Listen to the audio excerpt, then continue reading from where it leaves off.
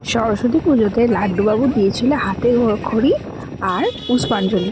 ও যে এত ভালো পুষ্পাঞ্জলিটা বলতে পারবে আমি জাস্ট ভাবিনি, তোমরা জাস্ট শোনো। নমো বিষ্ণু, নমো বিষ্ণু, নমো বিষ্ণু, নমো অপবিত্র পবিত্রবা সর্বাবস্ত্রা গতবিপা যশ্বরে পুণ্ডরীকাক্ষ স্বভাজ্য অভ্যন্তর শুচি নমো মাধব মাধব বাছি মাধব মাধব দিদি স্মরন্তি সাধকা কার্যেষু শ্রীমাধব নমো শ্রীমাধব নমো শ্রীমাধব।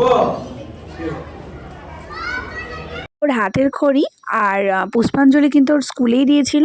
আর দেখলে তো তোমরা কত সুন্দর করে ও পুষ্পাঞ্জলিটা দিল এই প্রথমবার। আর এই যে এখন চন্দ্রমিত্র নিয়ে এখন ও এই যে ব্রাহ্মণ ঠাকুর কাছে গেছে আর কি হাতে খড়িটা দেওয়ার জন্য।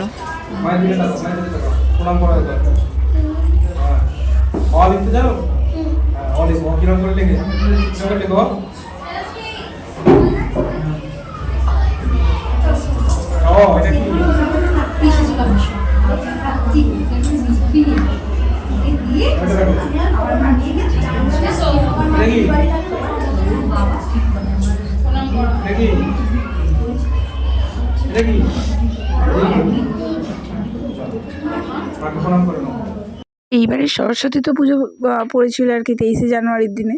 তো সুভাষচন্দ্র বসুর জন্মদিন সেদিনই, তো সেটাও উদযাপন হচ্ছিল।